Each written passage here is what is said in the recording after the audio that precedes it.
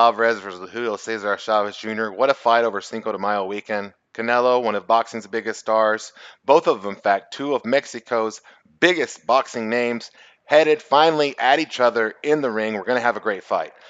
To win the fight, Canelo Alvarez needs to throw combinations.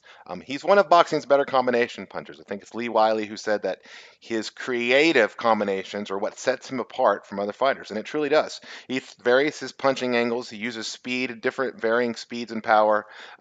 He's one of boxing's best combination punchers, and he'll have to be against the physically larger Julio Cesar Chavez Jr., who needs to come at Canelo Alvarez to make the fight interesting. It's going to be up to Canelo to land hard, clean combinations, and really some with power that are going to keep Chavez at bay.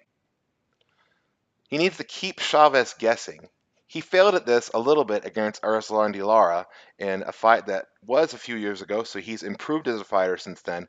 But against Lara, he allowed Lara to dictate the pace of the fight, and that much of the fight was fought on the outside. When he got in close, like he did there against Lara, he did throw the punches that he needed to ultimately edge out a decision win. I thought that Lara deserved to win the fight, but still, Lara left a lot on the table as well.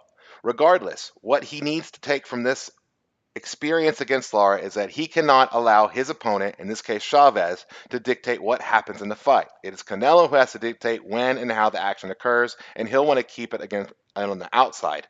It's important for Canelo not to linger on the inside against Chavez, as he tends to do with some fighters. He's going to be in with a guy who's a lot physically stronger than him, a guy who really his only hope in the fight is to trap Canelo Alvarez on the ropes or in the corner and then land hard hooks to the head and body. Chavez has a hell of a punch, and he's a game fighter. He wants to rumble, and Canelo has shown that he's a game fighter too. But Canelo has to be smart about when he chooses to engage Chavez on the inside and when he chooses to quickly land pitter-pat punches and pivot outside. Canelo is the favorite in the fight and should win this fight. But if he stays on the inside and tries to go to war and makes the fight something that it shouldn't be, he could be headed for a loss over Cinco de Mayo weekend.